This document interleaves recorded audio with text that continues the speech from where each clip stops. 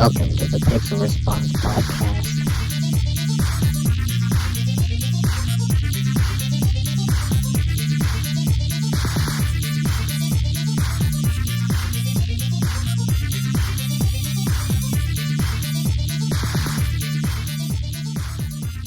Welcome back. Sorry, I was grouchy and shingly again. Grouchy and shingly?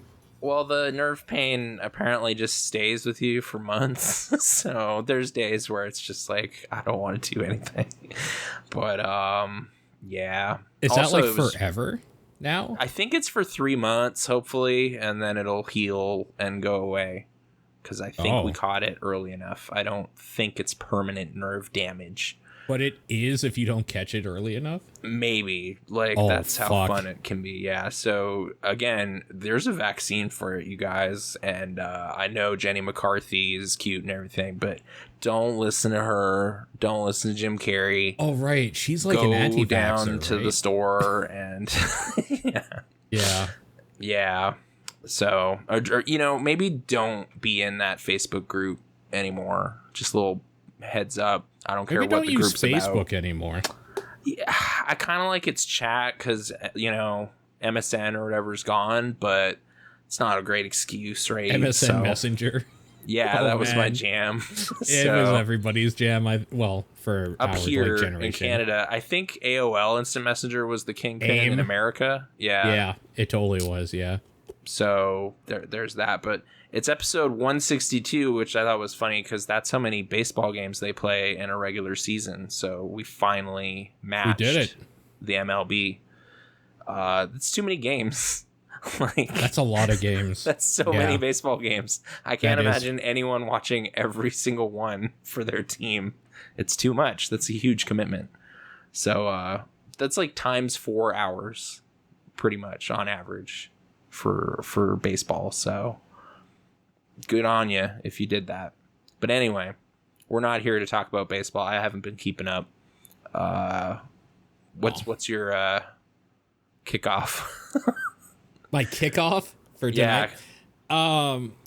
So there's a few things. First of all, we're in the worst heat wave in a long time up here, and I know it's always one of these things where people in shit places like Arizona and Texas are like, oh, you think that's bad? We get 100 degrees every day. Yeah, we're Canada, so shut the fuck up for a minute. It's also you chose to live there or something. Yeah. It's I live in a desert, so it's worse. It's yeah, well, I don't, so it shouldn't happen. Yeah, but legitimately, it's one of those things where news places are saying historic terrible heat wave and stuff because what's it called? It's a heat dome. The heat dome. Yeah. Heat dome is over not just Canada, or not just our part of Canada, by the way, but also the Pacific Northwest and stuff like that. Yeah. Where it's just a high pressure system where heat can't get out because no wind and coolness can get in essentially.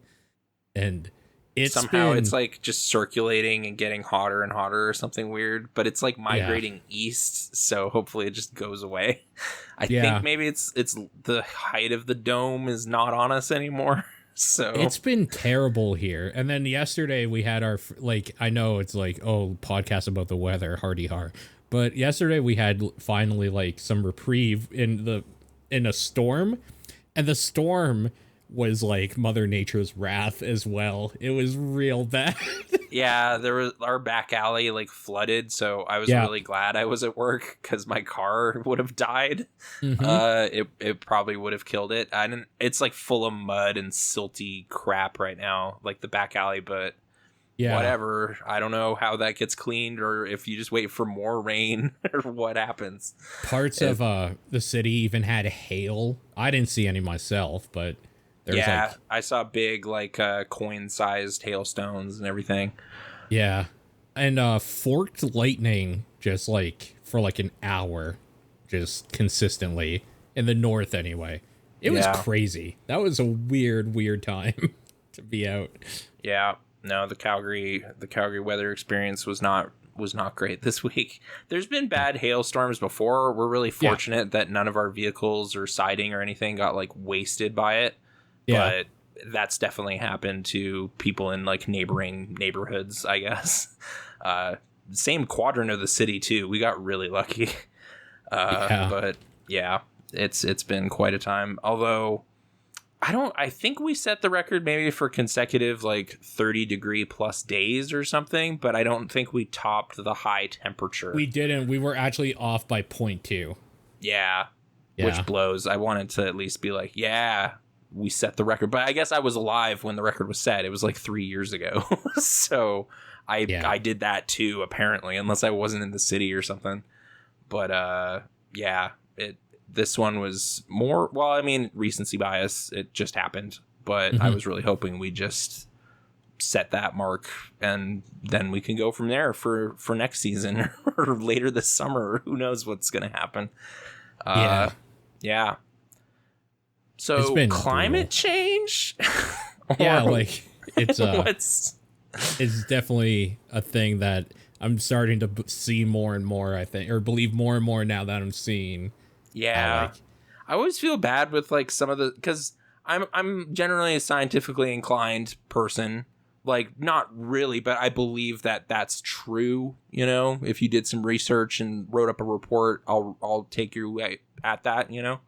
Sure. But the news stories centered around climate change, I just find like aren't alarming enough for even me, because it's just like, guys, if we don't figure this out, the sea level is going to raise by like 3 centimeters by 2048.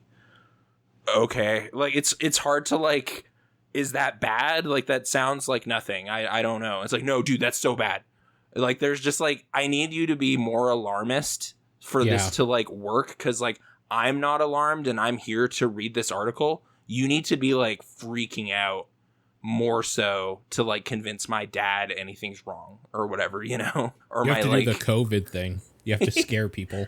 You got to scare people. You got to do it. You got to be like a disaster movie times 10 to get anything moving, or I'm just going to go, all right, like, settle down, guy. Jeez. Like, oh, a couple centimeters. I'm going to go fall asleep now because that's not anything. And then here we are, like, roasting. So, right. Where you know, you had to freak Reagan out like 30 years ago to prevent this from happening, and you failed. So up the panic button a little bit. Science, you got to freak out a little bit. Study some movies, disaster movies and stuff, like Aaron Eckhart lighting that apple on fire and The Core. You got to do that. Like, I know Dustin Hoffman was trying to shut that down, but he's canceled anyway, so we're not listening to him anymore. Oh, what did he do? Oh, he's been a horrible, like, using his power to kind of get at ladies kind of thing. Like, oh, do you want to be in this movie? Like, full-on casting couch type stuff. Dustin Hoffman, totally not cool. Yeah. Wasn't he in Meet the Fockers, though? Yeah, he was in Meet the Fockers. How could anyone that's part of Meet the Fockers be bad? I know, right? It blew my mind. Are you telling me that somebody would name their kid Gaylord Fokker would be a bad person? You wouldn't think, right? But yeah, not on the level. Captain Hook from Hook is not to be trusted. Man, is actual villain. So yeah, unfortunate. The Marathon Man himself. Is legitimate. We joke. That's kind of a bummer. It's a bummer. It was one of my like bummer like canceled situations, along with like Louis C.K. and stuff. I've just been like, man, I like put time in watching movies with this guy or whatever. Like, I went and saw Quartet, which he directed, and like listened to a British podcast he was like guesting on, stuff like that. Like, just dumb, too involved stuff. And then it's like, no, dude, that guy was lame forever. And then you read stories about like his method acting going too far, like in the 70s and stuff too. Like, he actually slapped Meryl Streep in Kramer versus Kramer, and it's like, really cool. Like, you should probably tell someone you're gonna do that. It was like, no, dude, we need the intensity of the performance. It's like, settle down. I know you got an Oscar for it, but was it worth it?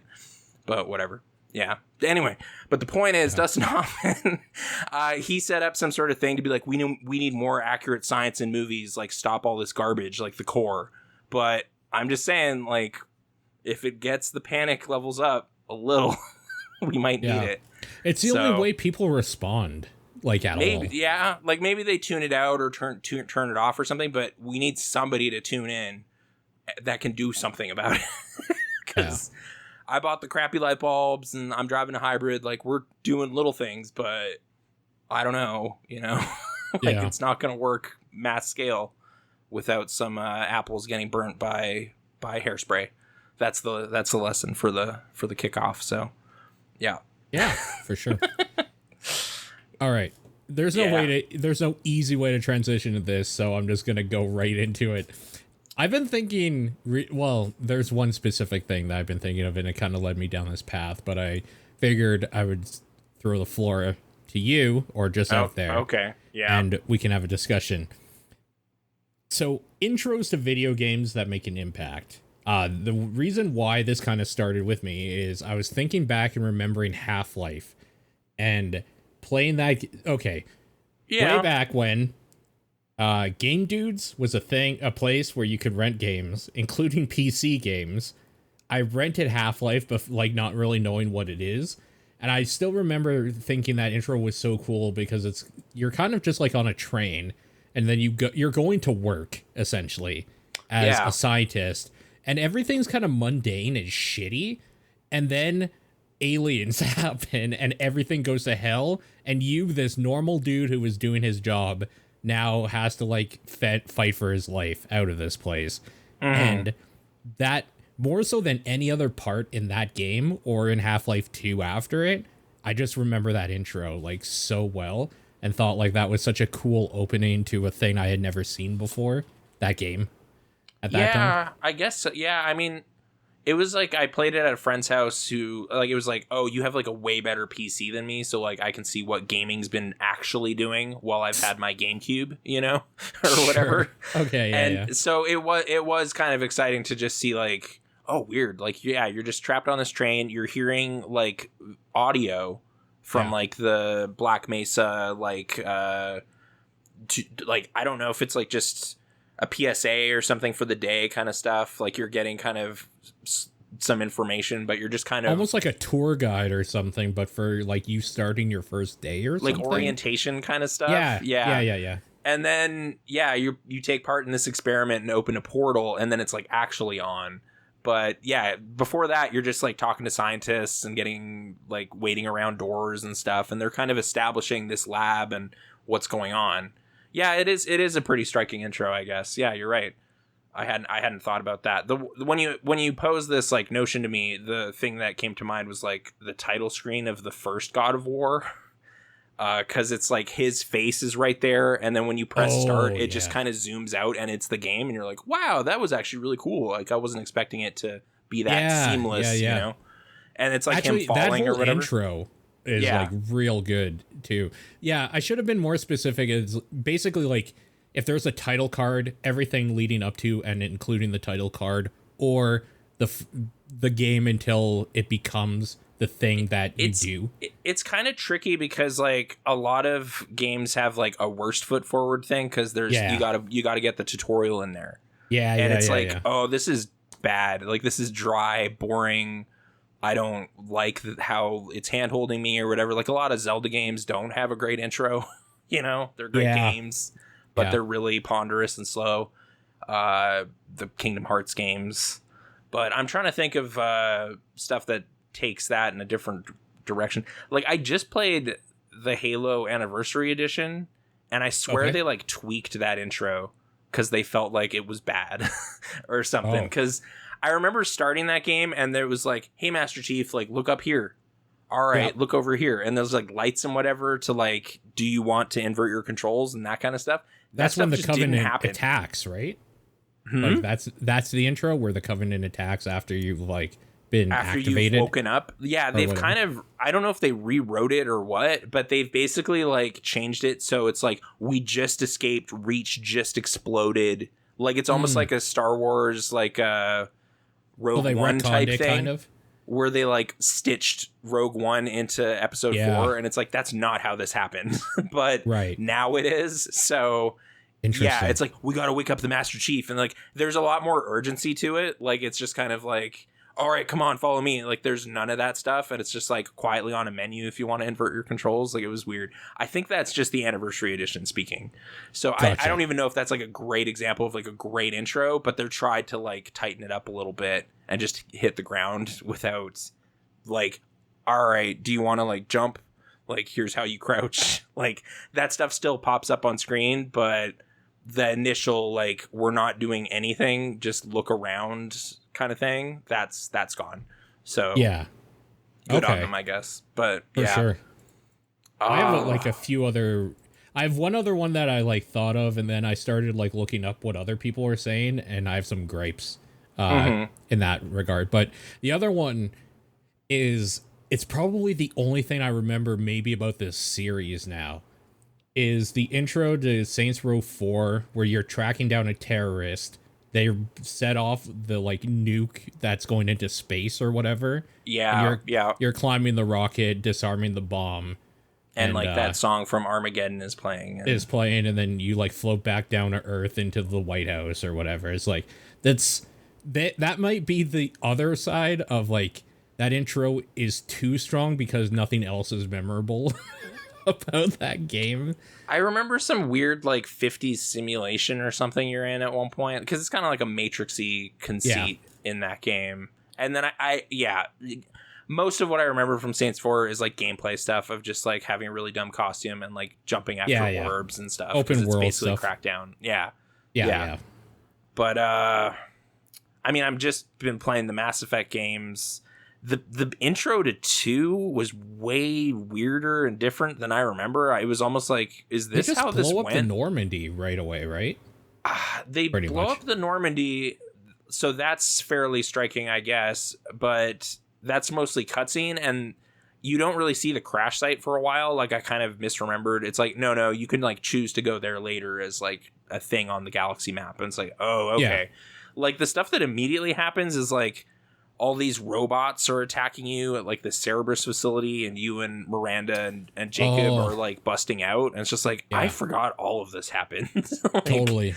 Yeah. It's just like, oh, right. Robots. That, I guess that's a generic enough villain. Like, it's not the Geth. It's not the Collectors yet, because we're not going to introduce that yet. Like, it was just kind of weird. It was like, oh, the security system's gone haywire, and here's how you shoot in this game. Yeah. So yeah, a bit wonky. And then 3, what did they kick off with in 3? Oh, the attack on Earth, I guess. Yeah. Like you and Anderson are running around, and there's Reapers, like, and they're killing that kid right in front of you.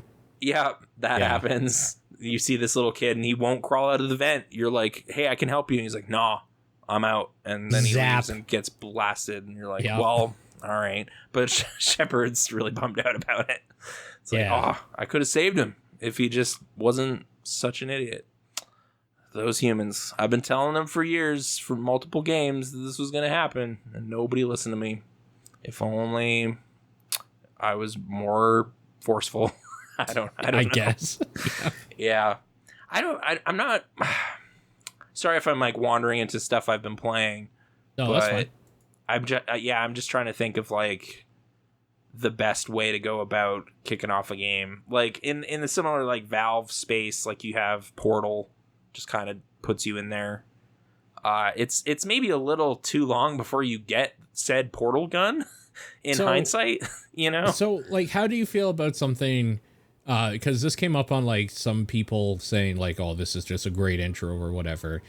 Yeah. Metal Gear Solid 3. And I think what they meant is the actual theme song. And I agree. I love that theme song and that intro itself. But the intro to that game is actually like an hour of you playing and then getting double crossed by the boss. Uh-huh. Really? And like, that's too long for me for an intro. Well, I was trying to think of Metal Gear stuff in general. And like 2 was what came to mind, because you have like the tanker mission, which is just this weird like... Yeah. That's the part where you're Snake and then you're not. And it's like kind of cool. And it's like this weird isolated mission. But I don't know. It's like designed to be a rug pull kind of thing. So do you enjoy that? Yeah. That whole game is weird because like they've gone on record saying like what that game was kind of about. And that game was always supposed to be about Snake but like experienced as a third person doing his own thing. Like the game is actually focused. Snake is doing the mission, and you're just kind of fucking around on the big shell the whole time, essentially. And it's like, that's not how that feels at all. No, Raiden's pretty important times. to what's happening. So, like, Snake is there and also doing, like, he's also freezing Fat Man's bombs or whatever. Like, he's doing it too. But I don't really remember, like, no, he's really the one fighting, like, Solidus or something. You're just kind of here. Like, that's not how it felt. Like, no, I know.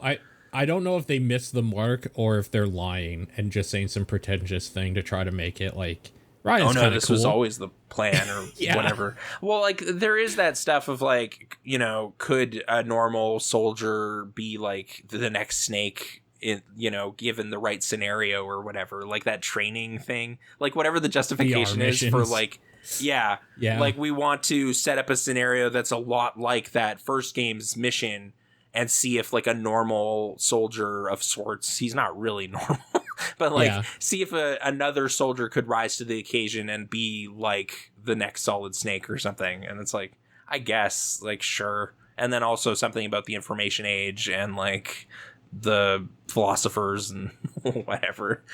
But 3 is what? It's that...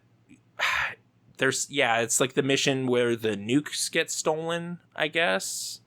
Right? Yeah, it's like you're Naked Snake and you're trying to. Oh, right. Are you've lost contact with the boss and you're going supposed to see what's going on?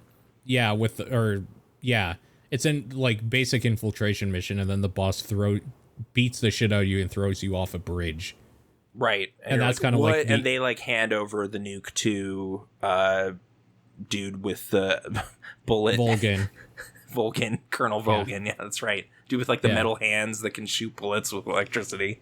But I just think it's too long. Like, it's a decent intro, but, like, it's like if a James Bond intro was, like, half of the movie instead of the, like, I don't know, first maybe 10. I mean, there's the Halo jump, and there's things I like about it, but I don't know that it's still very Metal Gear-y and very, like, cutscene-y. Like, there's nothing like super novel about it, I guess. It's just kind of like, this is how this one kicks off. Like, I don't know. It's not standing out in my memory as, like, the thing about that game. I was thinking about Arkham Asylum being kind of neat because it does, like, a late title card, and you're kind of just, like, going in with, like, you're checking the Joker into prison, and then he has a scheme where that was what he wanted to happen or whatever, and then you're like, so then, like, it all kicks off. But that was a pretty good one. It's okay. Like, I just remember it as, like, oh yeah, it was kind of neat. Like, late title cards is a novel thing in movies, and they do it here. But yeah, I got one more specific one that was brought up, and I was like, oh yeah, they're right. This was pretty good. The first time you play BioShock, you're in a plane, it crashes, you swim to shore, and you, like, first see Rapture as, like, you're basically just looking for help, essentially, because you're in the sea, and you go to the lighthouse. I was in a plane crash, you guys, I need help. Yeah. You go to the lighthouse, and then it's like, oh, there's an elevator here, and, like, bloodstains or something. Or, like, all right, let's see what this is all about. Welcome to Rapture. It's like, holy fuck. This is crazy. That's a pretty good intro. It's pretty good. Yeah, you're right. And then it has narrative fold-ins or whatever also, so it's cool. It's a very... There's one more game online that's a bad one, but, like, go on with what you're going to say, because... Well, it was more just, like, I like it, like, sort of with the Half-Life thing, they at least let you, like, be moving around and whatever during it. Like, I like something about, like, you're able to play the intro, or whatever. Yeah. Like, it gets you in mechanically right away to some extent. I guess it doesn't really get going until you get the crowbar and everything, but you're still, like... You know, or Half-Life 2 kind of, like, is introducing you to, like, its physics engine and stuff and its intro of just like, hey, pick up that can and, like, here's some neat little things you can do before you get the gravity gun and it's really going on, you know?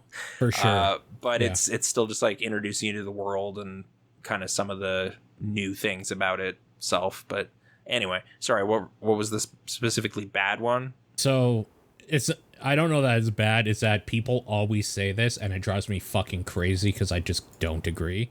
Oh, The Last of Us is not a good intro, and the reason why is because you don't really play it, and the reason why it's memorable is because they do the thing where they kill the thing that you didn't really have a sense of attachment to as a player, but your character did, so now you're sad, right? It's like, no, I didn't care about his daughter. We met just like a minute ago. I think they try with like the watch scene and everything to like establish a cute little thing right away, but if you're not like you're just here for the first time with his character, so you're just kind of like, okay, yeah, that's I don't have a rapport with daughter. The character. Yeah, that's kind of it. It's like, it's sad in the way that it's always sad when you see like two people that are obviously like close. One of them dies and the other is obviously in pain. It's like empathetically, I can be like, yeah, this is a sad moment, but it is the only thing people talk about, and somehow they think it's like the greatest thing, and I don't understand it. I don't even know that it's the opening sequence I'm mad about here, so much as it's other people's reaction to it or something. I'm trying to think of other Naughty Dog stuff. Like Uncharted 2 has like the train thing, which is kind of cool. But they do action intros really well. So. Yeah. I mean, there is some stuff with like, oh, there's the initial hordes of zombies and you're in a car or something with your brother. It's been years and years since I played this bit, but I guess it jumps you in to some extent, like in you play as the daughter a little bit too, right? Like right after the birthday scene, like you're wandering around the house as like news stories are on about like, dude, it's it's like apocalyptic outside right now, and you're like, what? Like there's something to it, but again, it's been years, and you had to mention it for me to think about it. So yeah, I don't know. It's not one of my favorites, I guess, but yeah, they're making a TV show based on that right here in town, and I applied to be an extra. Do you think it's a good idea for a show though? That's where I'm like no. Like, it's like the thing that's neat about it is it's a video game, so I don't know. And they're just doing the game story again. They're not doing anything new. It's just Walking Dead for HBO. Like, really, I don't know. I don't know that I love that. So hopefully it works out for the local economy and filmmaking and whatever, but I'm not sold on the conceit, really. Yeah. But anyway. But yeah, video games and their introductions get me in mechanically.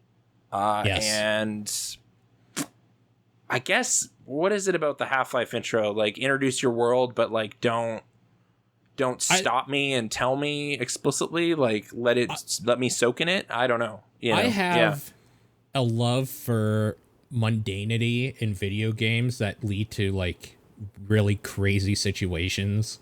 Yeah. So the fact that he's just basically going to work and then a portal opens up and aliens start pouring through is like, I'm just thinking about the heavy rain, like shaking the orange juice kind of thing. Like, I feel like that's what they were trying to do. I feel like that's too mundane. Like, I think there has to be like a Shenmue, you know?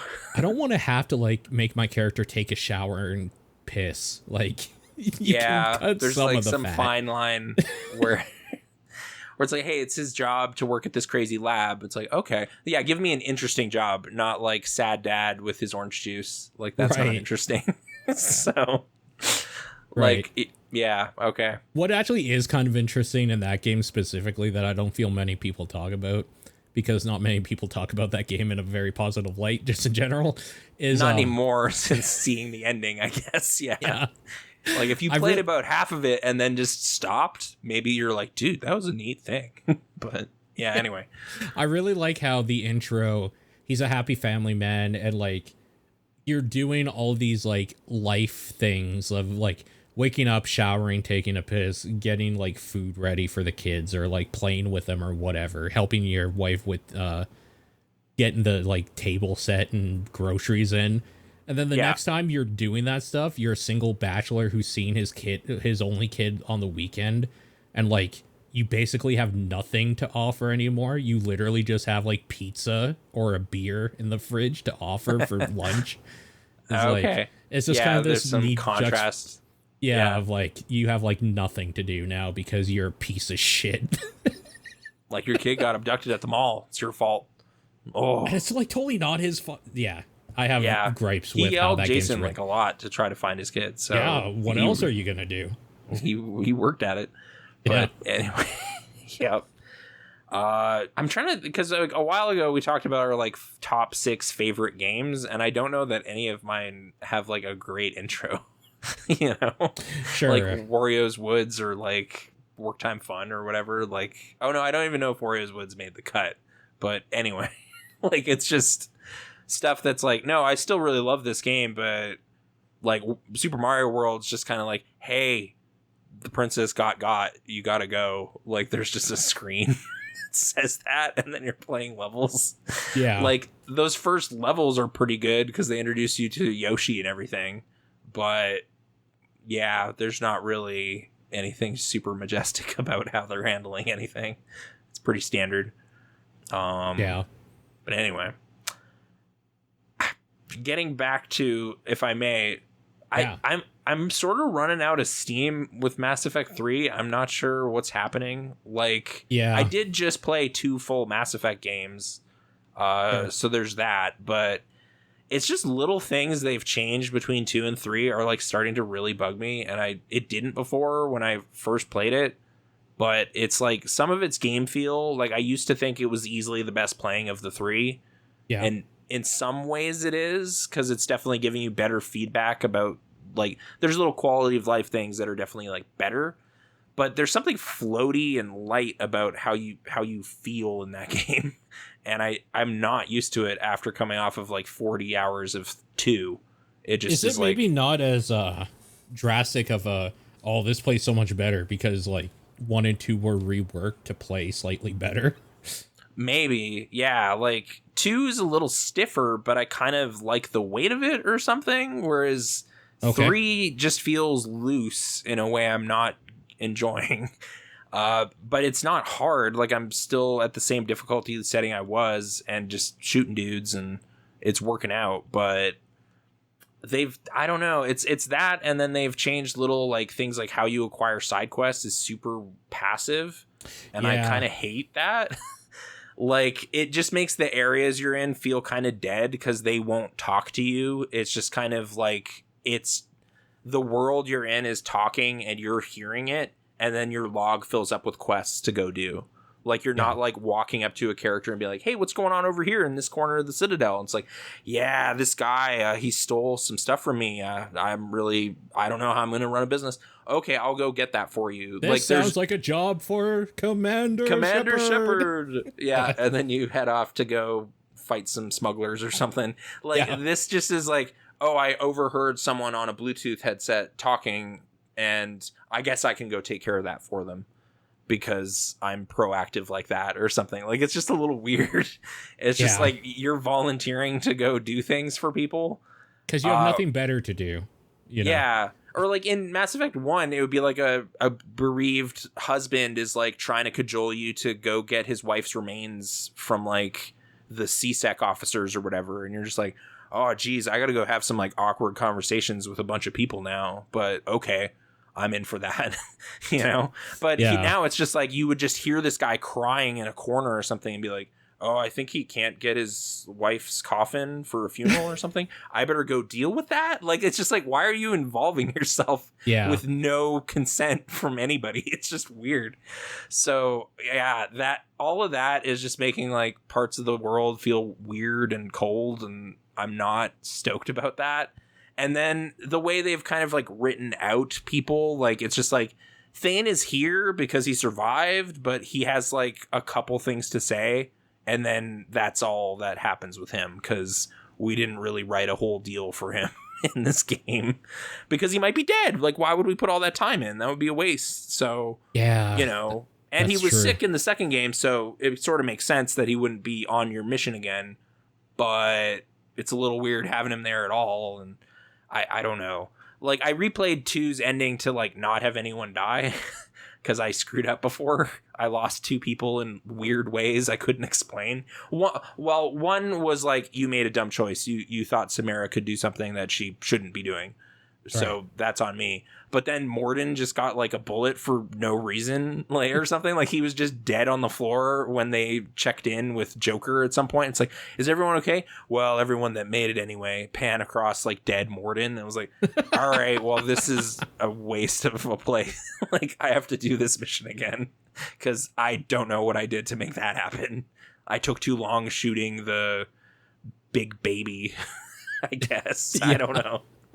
Which I never had an issue with that robot thing, really. Like until now. Well, even now, I don't think it's the worst thing to find at the end of the rainbow. It's just this crazy Terminator thing. That's fine. Sure. Yeah. But I guess that was a point of like, dumb with people back when 2 came out. Like, did you have that feeling or?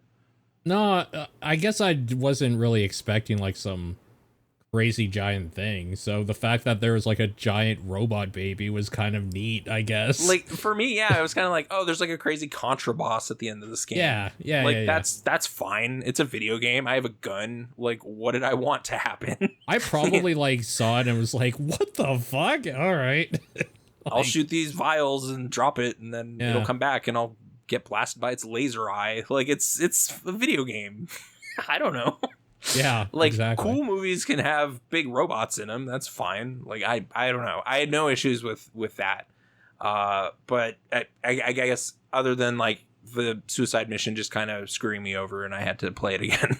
But to its credit, it just had like restart mission, and I was like, oh yeah, okay. Like in my save menu or whatever, it just had that, so I could just run it again with better decisions, and that worked. I didn't have to go way back into my manual saves or anything.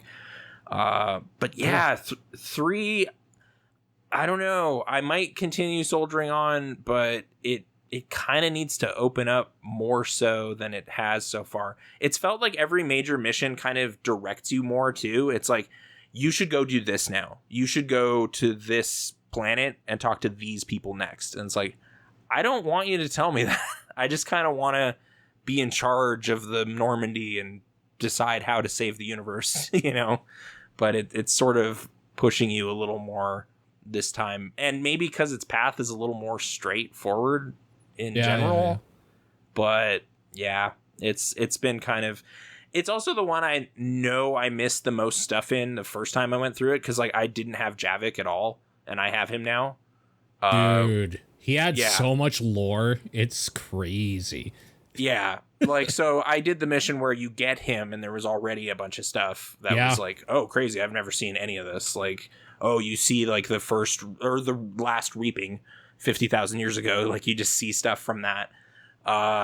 And I think I'm at a weird juncture though, where he's not like ready to join my team yet on like missions.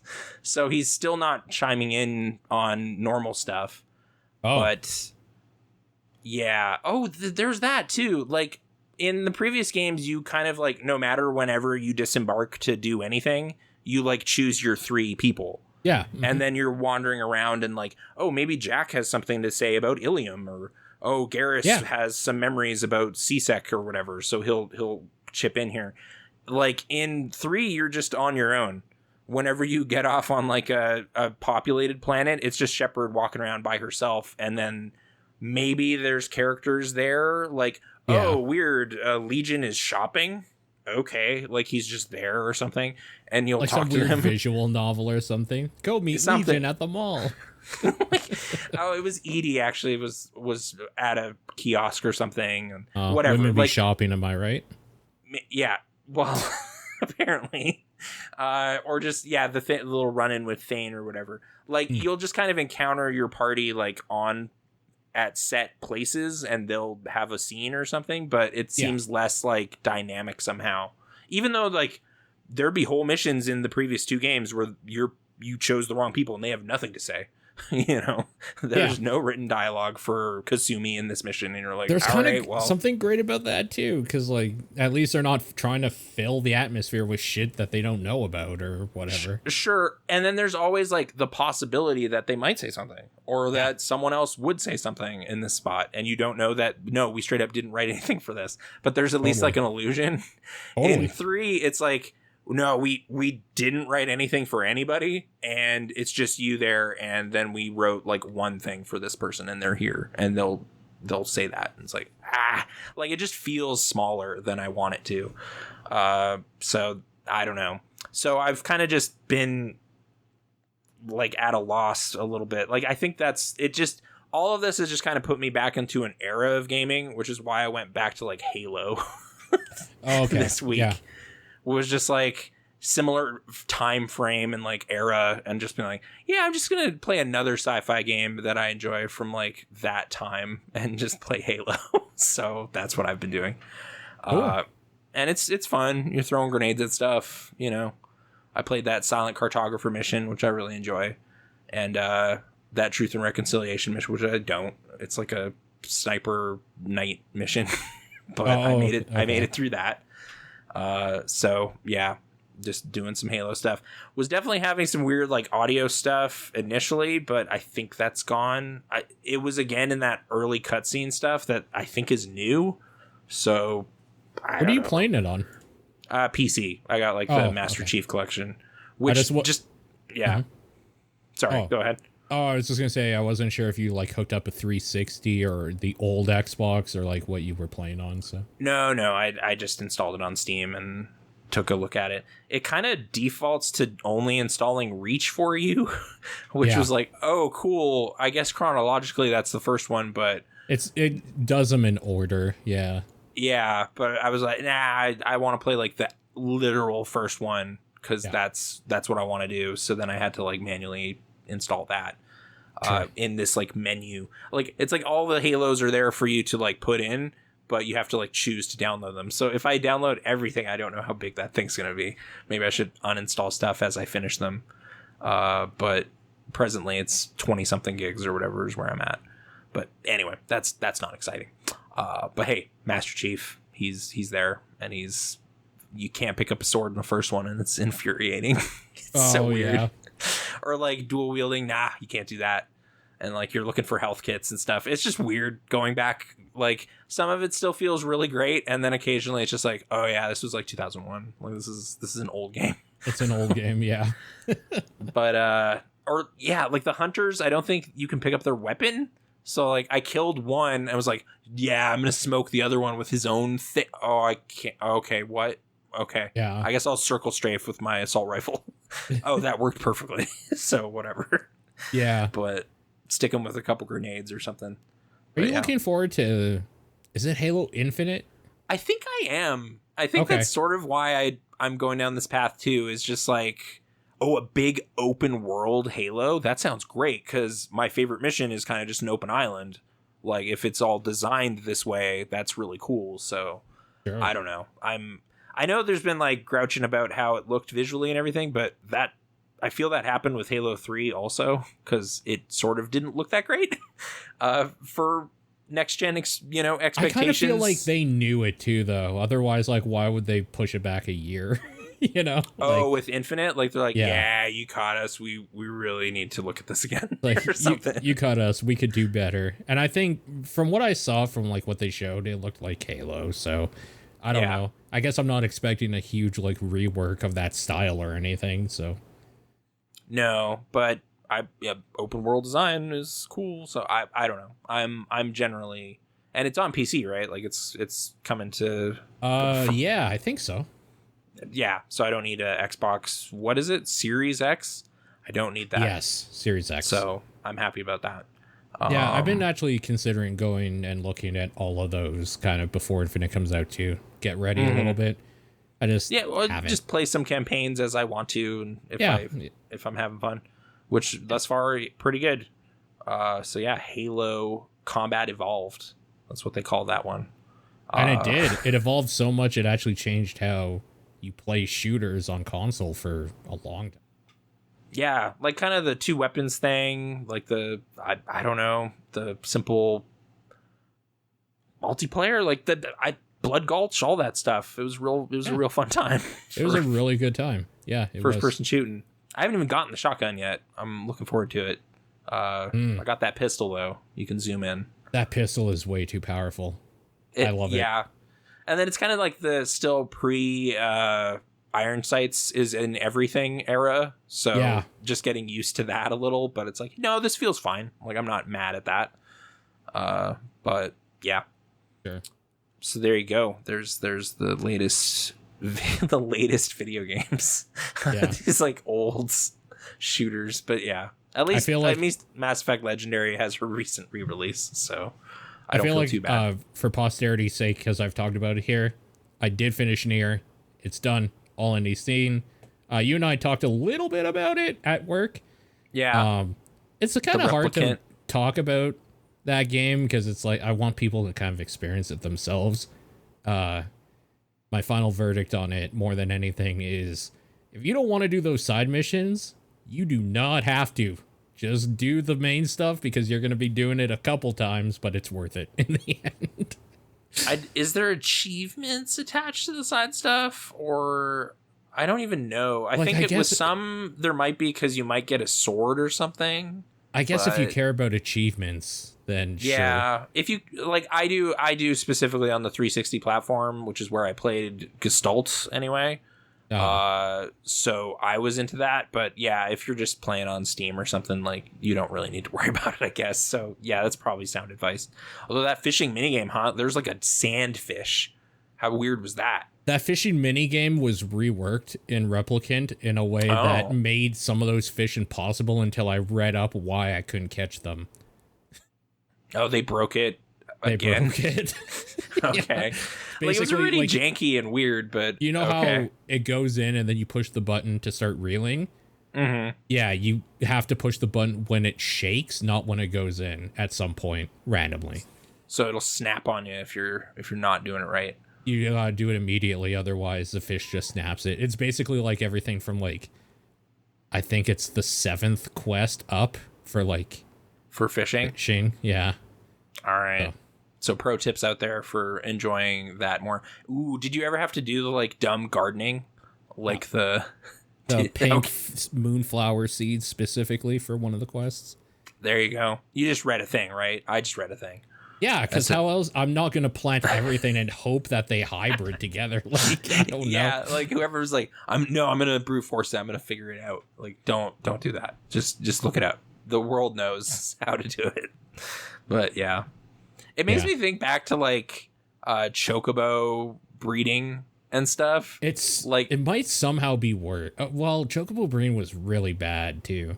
It was really drawn out, like, and pacing wise, it's insane because you're just like, there's these two like crazy apocalypse monsters roaming the earth right now, but don't worry about that. Go to this casino and like race birds for hours. Like, okay, yeah, I have to do this now in order to get the ultimate thing. It was electric fun in its own chocobo will be stuck in your head for the rest of your life. I can hear it right now. The racing music, yeah. There's something fun about it too, that I think I got into that zone when I played NieR, like Gestalt. It was just like grinding robots and getting parts and killing monsters over and over again to get like little bits and bobs that you need to craft stuff. Like, it was just like, this is kind of fun in its own way. Like, just completing the whole thing because you want to. Like, there was something about it. But like, if you want to do tiresome. That, for sure, do it. Yeah. But I'm just saying, like, if you're getting tired of it, don't. Just don't. Right. Especially, I think I do like how your party is constantly beaking in that game, though. Like, there's something about that. Or just like, you know, Emil and Kaine are like talking to each other. And you're just kind of cool with that party atmosphere, you know? Something I would like to talk about, and like maybe people could skip ahead if they don't want to hear this or something. Oh, it's spoilery a little bit? Okay. Yeah, it'll definitely be spoilery, like, for sure.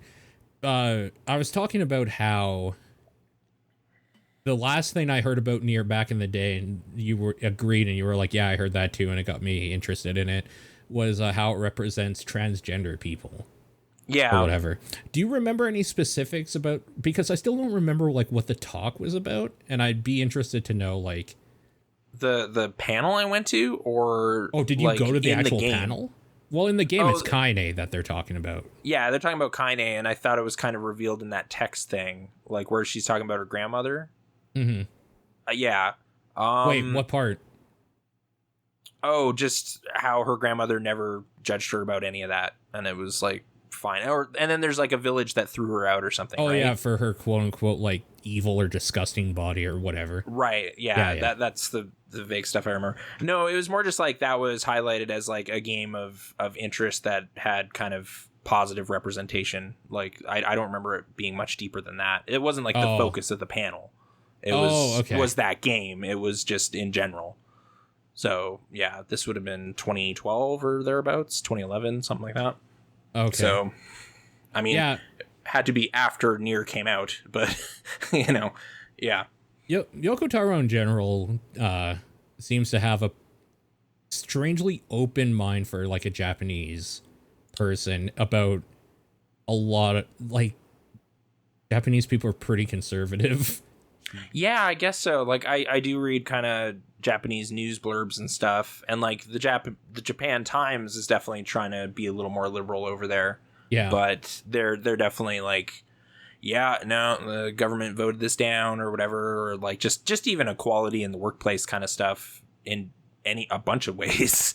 There's a lot of kind of old mindsets over there.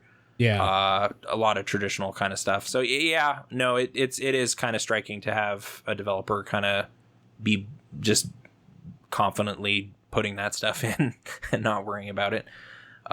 It's kind of cool, but yeah. No, I wasn't that explicitly really looked into though, or delved into it. Like it was that kind of tech stuff, right? Like, could you miss it conceivably? I bet you could miss it. Yeah. Well, the thing is that I think it's pretty missable in the game, but he has gone on record talking about that she is, oh my God, hermaphroditic or whatever. Yeah. And that it's not to like make her a monster or like say that like that's gross. I think he's gone on record saying that it's just like, he thought it was neat that like people could be like that and you just don't know, like, and it doesn't define her or anything like that or whatever. And it's like, yeah, that's neat. No, like the things you think about with Kaine is like she's just really angry and really tough or whatever. Like she's cursing out everybody and fighting monsters, and it's cool. But yeah. And then there was like a subtext about how Emil's gay, and like originally it's like I saw a video of like a part. It's basically during Freya and the king's wedding. He makes a mention or whatever, and like originally it's pretty easy to miss, but they actually redid that line where like it's very obvious that he wishes that he was getting married to the prince because he's gay or like likes him or something like that. Oh, okay. Because the line, I don't remember what it is originally, but the line in the remake is like, he's like, oh, I wish this is so pretty and whatever. I wish I was Fira or whatever. And then they're like, no, you mean like you wish like you were getting married or whatever. You'll find a girl, don't worry, or blah, blah, blah. And he's like, no, that's not what I meant. Okay. It's like very obvious what he means. And like that's originally cool. It was something similar to that, but it like a little easier to misrepresent. And people are speculating that's probably more of a translation thing than it's originally like they assumed that's not what the implication was or something. Okay. Yeah, I think it was 8.4 that did the translation. I think for both. I think they would have revisited it this time too. Yeah, I think so too. Okay. That's neat. Good representations. Yeah. And then like I was telling you, new ending that like is part of a thing called Grimoire NieR that you could read about. Obviously, I'm not going to tell you about it because it sounds like you're interested enough to maybe see it or go do it one time, read it. Right, and it might be in a couple books I bought a while ago, so I might find it there too. So yeah, I know, it's okay. I won't get specifics into it. It deals a lot with Kaine, obviously like one of the best characters. And it's really freaking cool, and it makes sense that they would put it in the game because it connects it to Automata more, these two games. Oh, okay. So, that's neat. It's cool. Because there's like very tenuous, I mean, Emil's in both, and Devil and Popula are sort of in both, I guess. Like that model of Android or whatever. Something, yeah. There's tenuous connections between all of it, but more direct stuff, I guess, would be kind of cool in hindsight of how Automata was well received and everything. Yeah. I mean, it's a weird thing because like I played both games in like a 6-week period or something when I did that, so it was hard to distinguish them or whatever. But like, what happened and what? Do you have like a preferred game between the two? Did one usurp the other or no? Oh, yeah, we had a basic conversation, but like I'll get more into it here, but we had a basic conversation on TTP. I didn't want to spoil anything because I think Sean might visit it. Oh, okay. So I definitely think the Platinum Games change is huge. That Automata or whatever is so much more of a joy to play in every conceivable way. It's just a better polished product in every basic way. The revisits, I feel they add enough different things each time that it doesn't just feel like the first time where you are playing the same part literally over and over and getting like maybe 5 minutes of new content here and there. Like every time you replay Automata, there's usually something like quite different in it that's enough to make it like, okay, this is fine. So like all of those things they did in NieR originally, but better because it's the newer thing, different. It's made by a company that's known by making really good feeling mechanic games. Like, of course, I don't care about any of the characters in Automata nearly as much as I care about even one character in Replicant. Like, okay. Though I love the characters in Replicant so much that it felt really bittersweet to be done that game. Not because I wanted to play more, but because I wanted to spend more time with those characters. Okay. I guess so. I did really, like, when I first played NieR, it kind of brought me back to, like, being a teen playing Final Fantasy stuff or something. Like, I just really cared about everybody. Totally. And it was kind of like there was some really dramatic punches in the final hours of that I was like totally caught up in. So it was just kind of like, I don't dislike the characters in Automata. There's some cool like, you know, dramatic moments with, you know, getting that virus or whatever, and like your final run or whatever is 2B. 9S literally like cutting off his arm and putting 2Bs dismembered or being arm forced to fight a bunch of 2Bs and just being like wrecked by that. Like there's a lot of like interesting buttons they're pushing, but there was just little stuff in the first one that I thought was really neat with like when you start to like hear what the shades are thinking and saying and doing or whatever, or like when you fight that big robot and like you don't want to kill that robot. Like it was just kind of like, I don't want to kill this robot anymore, but the game makes me now. But like I know what it's all about and him and his like whole deal. So it's just kind of, or the wolves and everything. Like there was little things where it's just like, oh, weird. This is like sort of doing empathy game stuff in like a big game in like 2010, and I didn't even know that this happened. Like sort of Undertale-y type stuff where you're thinking about the enemies. It was just kind of like cool to see that stuff. And I sort of marveled at like, wow, they did this a while ago, and I just spaced out on it. I just didn't know this happened. Like, to be fair, most of all of society did, besides like the Yoko Taro, like. I mean, faithful. I think on Metacritic it's like in the 60s or something. Like it was kind of like like it was like graphically this isn't as great as like Final Fantasy 13 or something. Like whatever was going on at the time, and you're just like, okay, but it's like way more thoughtful, so maybe you should play it. Like, it's weird. It's made me really think about how important is it, because I think it's extremely important to make a good game and then put in your good writing, because Yoko Taro's writing and creativity and ideas are fantastic. But if you don't want to play the game, a lot of people will just put it down, and that sucks, you know?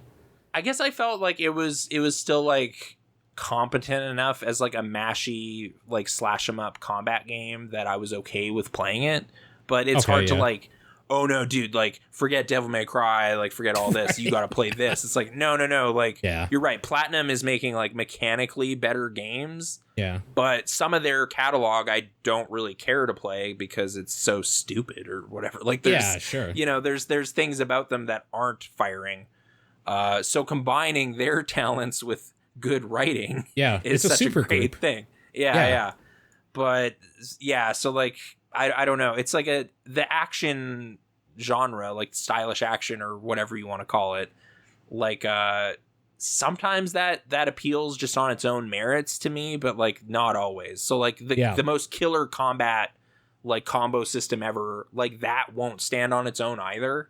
So there has to be a little bit of both going on. Like I need some investment in the proceedings. So like man, I have played like several Devil May Cry games and I do not care about Virgil and Sparta and the apocalypse and anything they're doing in any of that. It's just like, yeah, there's this crazy like jester boss and I want to kill him because he's just annoying.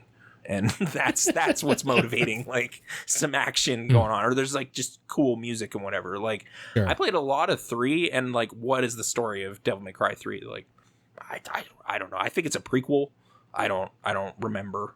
Like, that's not what's important. So, yeah, I don't know. Like, that's my where I'm from on some of that stuff. It's just like you need 2 parts of this puzzle, and yeah. I guess I didn't feel super mad at how shallow some of the gameplay stuff is on that, but yeah, it's admittedly. And then I was hoping Drakengard 3 would be able to like entice me through it on the merits of the writing and everything, but like that game is very like constrained and like linear kind of combat areas, and it's Drakengard gameplay. Yeah. Like it wasn't. I still have it, I played a chunk of it, but it wasn't as transformative. Like, I thought maybe there was another diamond in the Yokotaro Rough or whatever, Yeah. But from my time with it, it's like, no, NieR is something special. Like, this doesn't always happen when he touches a game. It's unfortunate, too, because even people that are super into Drakengard are like, if you didn't play it and get into it, it's unplayable. It's like, oh, okay. Well, yeah, you probably would know. Maybe if I was more inclined to the Warriors style, like mashy slash 'em up stuff in general, but yeah, I don't know. It's just not quite popping the same way. So yeah, but no, I'm glad it still stood out in a positive way generally after all this time. I got the dreaded question of, does it do what Automata does at the end? And like, how does it compare? And I was just like, I think it's actually better. Like, it does it, but I care about the characters, so it had more impact to me personally. I felt that way too. Yeah, like the weird networky stuff that they do at the end of Automata really didn't work for me. Like, I was really like super.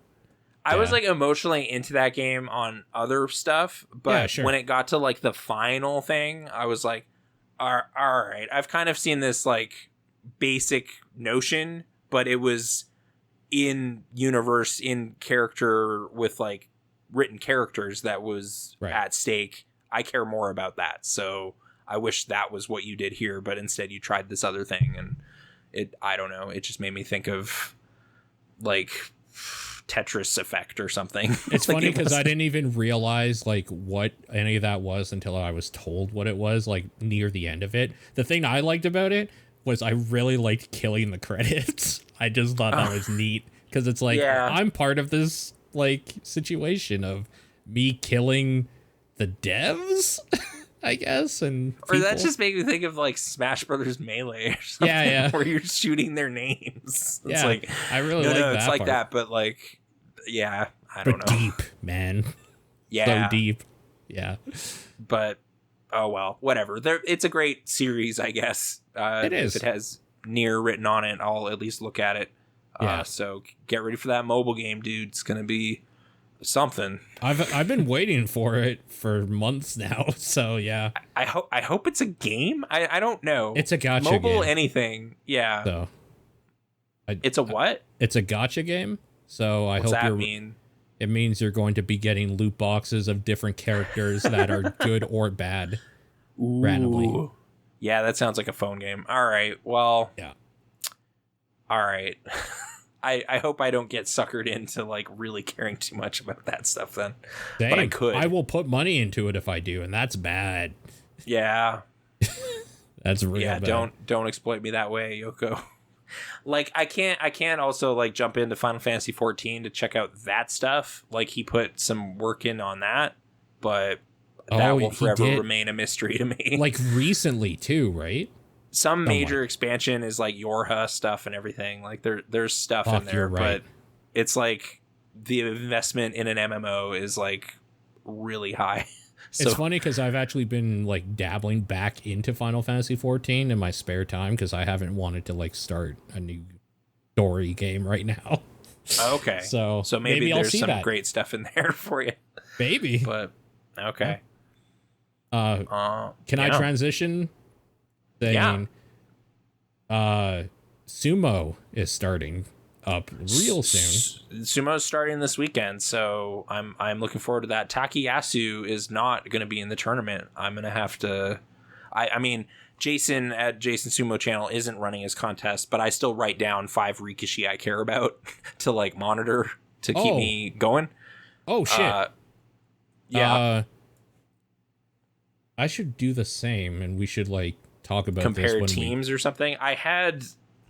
Who did I have? I have a couple off the top of my head, but I have to look at a list for. I'm definitely putting Ura in there because he's a real fun wrestler, and then I had Hoshoryu. We're gonna have a couple of the same. Like I know you have Teruno Fuji. Yeah, I'm going Teruno Fuji at the top, despite the return of Hakuho, which I'm just really hoping he can fight well the whole tournament. I'm not gonna. Is it like kind of weird to just be like, I want to see what the best in the world does? It's like we're going to. Like, yeah. Although, man, like I'm glad I got to see like the March tournament last year because like he won that tournament, so I felt like I got like the last like great stuff he was doing before the injuries. But I hope a year off maybe restored some magic and he's still awesome, but a lot remains to be seen.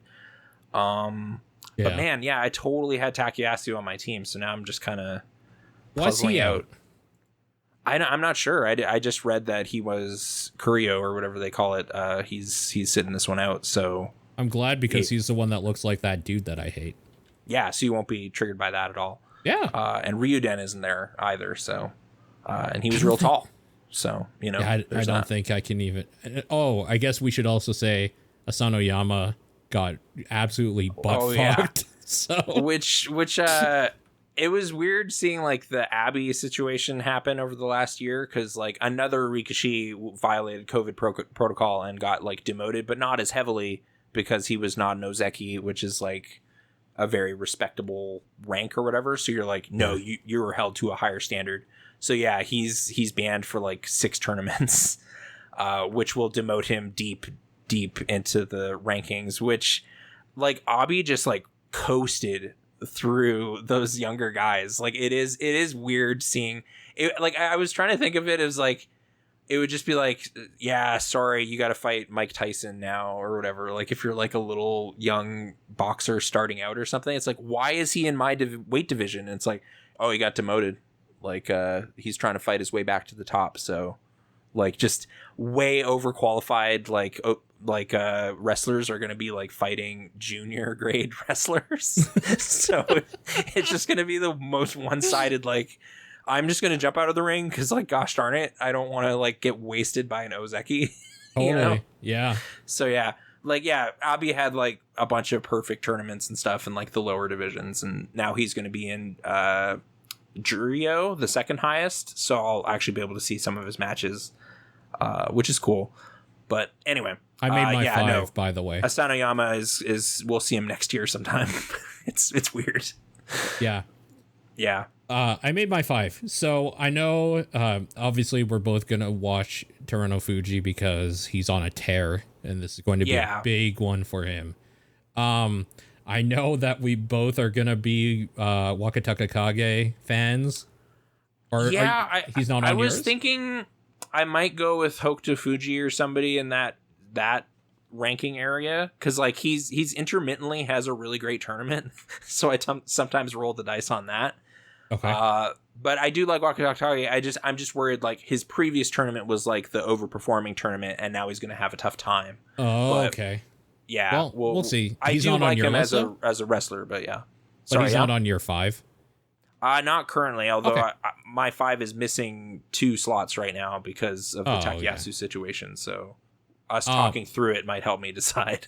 Okay, this is a lower rank. I don't know that I'm expecting, but I kind of like see maybe there could be some goodness with Ishira. Ishira, yeah. Yeah. He's one of the better, like, I guess smaller wrestlers. Smaller He's ones, got that yeah. gold Mawashi, so that's cool. So I'm going to be watching him. And Daisho, I'm going to be looking at. Was he more. recently demoted out of the Sanyaku, or is he Komusubi now? No, he's Megashira 1. Okay, yeah. That would be in that upper... Oh, yeah, Wakataka Kage is Komusubi. Yeah. That's right. Yeah. Okay. Yeah, And then, Daisho. I think I was looking at Onisho in that middle pack, but I'm not really sure why. I was kind of like... I was trying to remember how like they divvy up like the Megashira ranks. Like, oh no, this person's ranked actually too high, so I can't choose them because there's 3 that you choose in the Megashira. But right. Yeah, for the low ranked guy, I went with Ura because I just like his fighting style. I hope he has a successful tournament in the Makuichi division.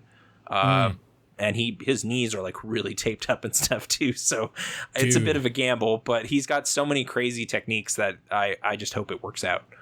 But yeah, I know it's gonna break my heart, but I have my fingers crossed that Tochinoshin does something. Like comes back strong somehow. I think he might be dead. Like his knees have been on the decline for many tournaments, and there's even less time to recover between this one and the last Basho. Yeah. So no, it's pretty rough. I think he's done. Then Hoshoryu is someone I'm interested in because he had some like really good victories in this last tournament. Like he beat a couple of Ozeki and stuff. So I'm just hoping that means his confidence is high and he does well. But I think he's like the nephew of a former Yokozuna. So there's like DNA there. Oh, you know? Yeah. He's the one where like his uncle berates him on Twitter sometimes or whatever. Yeah, okay. That's the guy. Awesome. But yeah, he just had some like cool like tripping techniques and stuff that he did in the last tournament. So I'm intrigued. I hope he has like gets that Kachikoshi, racks up some points for me. But these are all just imaginary points this time. But I still like having like my little checklist of X's and check marks and whatever as I watch the matches, just to keep everything interesting. Yeah, it's I think my guy Kisiyama dropped out too. He's like this weirdly old, like pudgy, like everybody's large in sumo, but it's like his legs are so small compared to his upper body. There's like, this guy's just got the weirdest profile. It's amazing. And he's like older than most of the rikishi, so I was really keen on him doing well in the upper division, but he had a pretty rough tournament last time and had to pull out. I think he maybe broke his jaw. He hurt his jaw pretty bad, so I understand why he's not here in this one. Totally. But yeah, so I think he's probably going back down to Juryo. But yeah. Oh yeah. What is dude? I'm totally spacing out right now. Oh, Tokushoryu is back in the upper division. He was the January 2019 winner or 2020 winner, January 2020 winner. Okay. He won the whole thing, but then he got demoted down into Juryo, but he's back. So maybe I think it's like I would have chosen him were not in that lower spot, because I'm just excited about the return of this like weird high flying stuntsman. So I'll still be paying attention to Tokushoryu in this as well.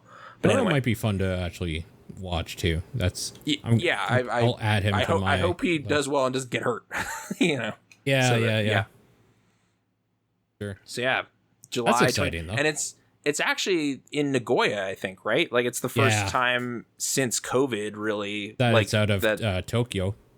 Yeah. They were basically forced out of Tokyo by the Olympics. Yeah. Like, it's like, no, we're doing other stuff with the Kokugikon. You got to get out of here. It's like, all right, everybody, get on the sumo bus. We're heading up to Nagoya. So hopefully the protocols and everybody's good. And I don't know, different situation, but man, it's so well. weird. It's weird seeing that they have anti-vaxxers too. Like it's it's like, I thought this was like, you know, an Alabama problem or or, you know, to be fair, rural Alberta problem. Well, like we have it too, you know. I do feel this was a Red Deer thing, you know. I do feel like sometimes Japan is kind of rednecky of the Asians. Like in its own, yeah. It's like this is in Osaka, you know, they're eating their takoyaki and they're not paying attention to vaccination news. I don't want anything in my body that's artificial. Well, fuck you. There's like 50 million people next door to you. Get the shot. Jesus. Oh, the density population? The density. Yeah. Oh my gosh. Staying inside in Japan, like it's just so easy to get everywhere on public transit, but you got to be near throngs of people. Which would be terrifying during a pandemic. Totally. Like I'm keen to go there again, but it's because I've had 2 shots and, you know, like we're probably okay. But that Delta variant though, man. Shaking my head. An even worse variant's going to come out of this stupid Olympics. Or the Stampede. Stampede. Maybe we'll beat them to it. We'll be the first to get the new one. The Stampede variant. Calgary. Yes. Some of us be weirdly proud of that. Yeah. Oh, yeah, we did it. We got a chapter in the COVID books by having an ill-advised giant event. Anyway. I can see it happening. Yeah. Hey, do you care about playoff basketball? I don't, but if you want to chat about it, I know at least one person that listens really cares about basketball. So okay, just we have the finals matchup is decided. It's going to be Phoenix versus Milwaukee for the championship. What does that mean in terms of, let's rank them out, each team out of 10 in their likelihood of actually making it? Oh, like these are teams that have not, like, okay, Phoenix hasn't made the playoffs in like 10 years and hasn't made the finals in 28 years since Charles Barkley was at his best, like pre-Space Jam. And then the Bucks have not made it since 1974. So it's been a long time for both of these franchises. It's been weird. It's been a weird year where like the top 4 teams really have been like, no, these teams have never made it this far. It's like there's going to be a new champion no matter what happens, kind of thing. So it's been cool as like an outsider with no team, because I don't live in a city with a team, to just like see it shake out in a way that it's never shaken out before. But for people that are like, no, I want the big teams to make it, it's like, yeah, sorry, that's not what happened. You know, Brooklyn failed and LA failed, and here we are with Phoenix versus Milwaukee, Wisconsin versus Arizona. You know, like not the states, not the places, but it's cool. I'll keenly watch. I was kind of hoping Atlanta would figure it out in the East, but because they were a very like underdog story that shouldn't have made it as far as they did, but they did not succeed. So just how it went. And then our very own Montreal Canadiens are in the Stanley Cup final. They're doing terribly. Yeah. Yeah, I saw them yesterday. Like, just was watching that game because there was no basketball. Sure. And it would be like I'd leave for like 2 minutes and then come back and be like, oh yeah, Tampa scored 2 goals. 2 goals? I just was at the front. Oh my God. And it's just like, no, they're done. Yeah, like, they lost no like 6-3 or something terrible. Yeah. Yeah. It was like 2-1 and then it was 4-1 when I like returned. Oh. And then it was like, oh, they got it to 4-2. Oh, it's 5-2. Oh, like it was just like, no, there's no time left. This is not going to work. They pulled the goalie. They got another one. Oh, but then they got the empty netter. All right. Wipe it. Yeah. So 3-0. No one. I think in hockey, once someone forced a game 7 down 3-0, but it's like the same. I don't think anyone has ever won given that scenario. And the Canadiens are not the team to do it. No, like they're kind of like very fortunate to be as far as they are anyway. So yeah, it's kind of sad though. I hope they don't maybe they don't get swept though, right? Maybe they win one just for pride, right? I mean, I kind of don't care about the Canadiens, but it's more that I hate the Lightning. So yeah. I kind of hate the Lightning too, but they did that thing back in the day. Of course they did. Yeah, I still remember like it's yesterday, 2004. We had it. What the fuck? That ref is blind. That's all I'm saying. Piece of shit. Yeah. Just let it stand. Let that go. We won it in 6, dude.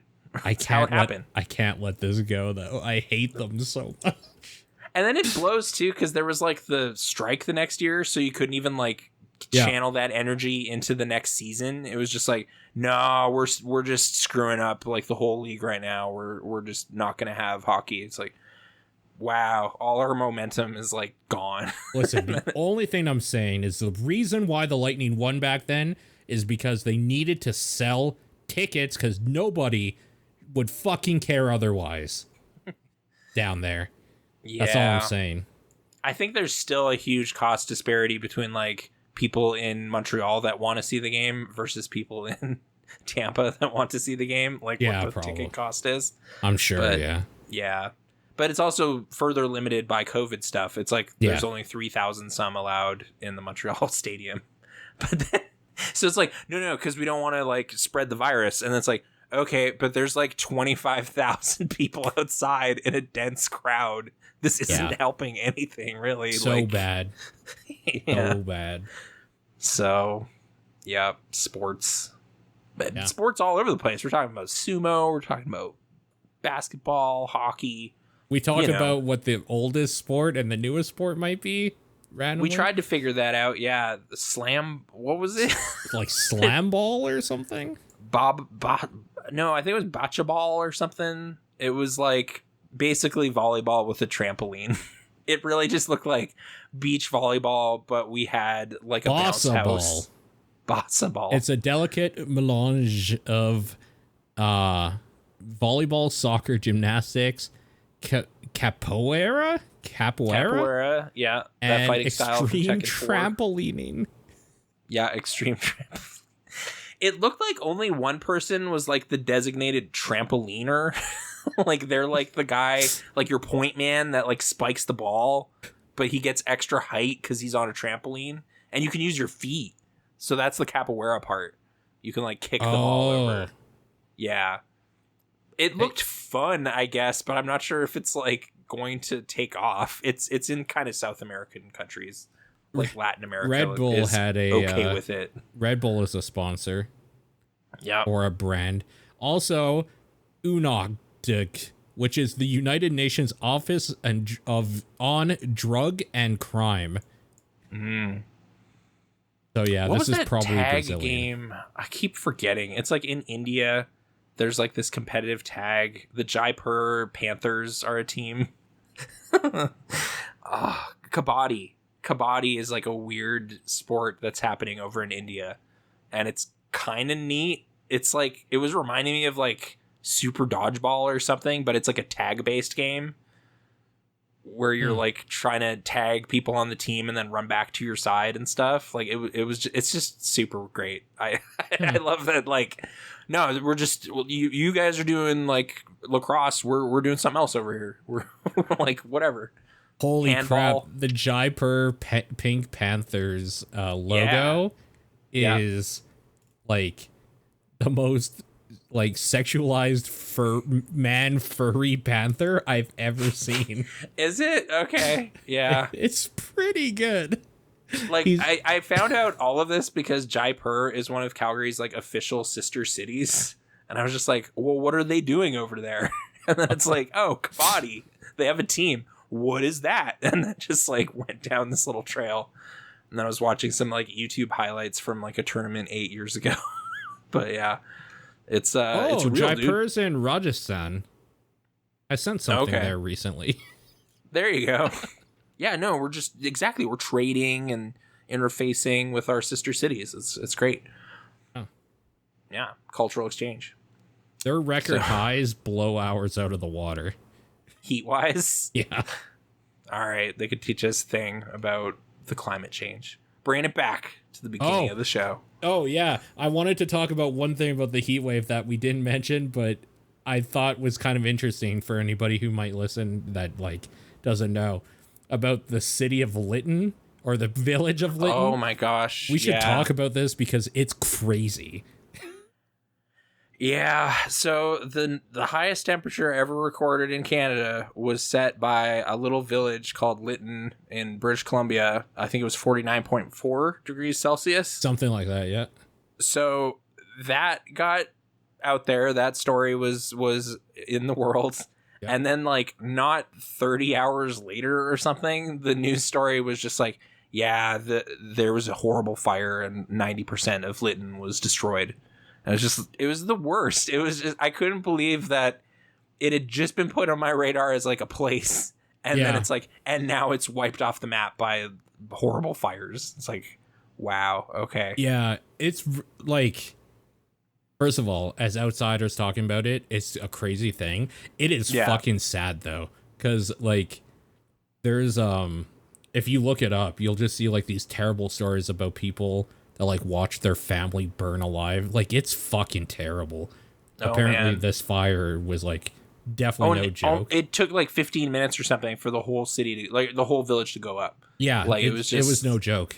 Yeah. I know, like, there's always, like, it's kind of like our California or whatever is the BC forest area. There's always fires every summer, but maybe not always this early. It definitely seemed to spark up quickly. And I don't know if they know the cause yet either, but they're saying lightning hit, like, some trees because of all the lightning storms. Okay. Yeah. All right.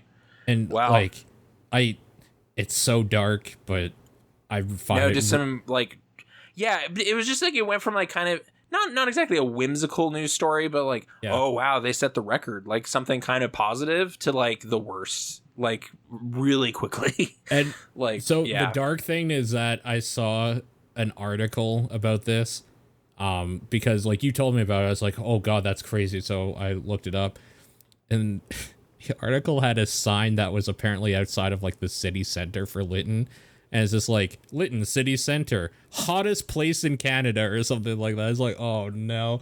And then just like flames everywhere. It's just like, oh man, it's like a bad Simpsons joke or Canada's something. hot spot is what it said. Yeah. Oh. But yeah, to go from like a temperature story to like fire story. There's ironies and tragedies, and it's a rough time. So that's Lytton. If you want to read more about the tragic story of Lytton, British Columbia. Lytton. Yeah. But that's how you get ghosts. By all accounts, BC's definitely had hotter temperatures this past week. Like their heat dome experience was way worse. Yeah. But we're just not. That's the thing. We're like not used to it or equipped for it in the same way. Like there was a big run on like air conditioners and fans and stuff because like people just aren't ready for it. Not quite to the degree like Texas was not ready for winter to happen for real like this last year. Right. You know? Yeah. But in a similar way, like big spikes in our electricity use and like water and all sorts of stuff where it's just like this doesn't normally happen to this degree here. So that was why. But anyway, so that's the weather cast from the Pixel response. Any further points of emphasis, or is that kind of? I have a voicemail. Oh yeah, let's do a question segment. I'm just gonna cross off this thing here. Wait, so we're good. Cross off. We don't need to talk about Alien 3. I mean, it's we just can talk about it. Well, let's see what the question is first. Maybe it's about Alien 3. Maybe it's about it. So just straight up, I didn't actually pull this and listen to it. I'm going to be playing it through the browser. There could be heinous cursing in this. We don't know. There could be like the worst stuff. I see who like sent it, and he's not so known for being trust them? Like a crazy person. So Okay, if you don't hear it within like 2 seconds of me stopping, let me know. But here we go. Hey, Paul and Nathan, it's Dead and Sky here. This question is for Paul specifically, since I know you have a lot of comfort games, whether it's multiplayer like Rainbow Six Siege and Deep Rock Galactic, or single player like The Binding of Isaac and Monster Hunter. Usually you don't like talking about them on TDP if you've already mentioned them once or twice. Do you think that it would be entertaining for you, Nathan, and other listeners for you to talk about them on this show? If so, feel free to chat about Final Fantasy XIV or whatever's recent. If not, well then I look like an idiot. Either way, happy sailing. All right. Oh yeah. Oh man, our sailing tagline, taking root anywhere, is really great. Root, yeah. So kind of like comfort food games that aren't really worth bringing up on a weekly basis on a video game show. It's hard. I mean, you can probably attest to this too, but like when you're doing TDP, it's like you feel weird just saying like I played this game again. Every fucking week. I continue to play this game because there's more of it. I'm okay saying that with like NieR. Like I brought up NieR like maybe 5 times now because every time it's like still working through it. This is kind of a cool new thing. Can't talk much more about it. But like that has an end to it. If I was just like every week WoW corner with Paul or something, it's like nobody cares. I'm sure. Well, like a lot of these games are like well supported games too that continue, right? Yeah. Like Rainbow Six and everything. Like, right.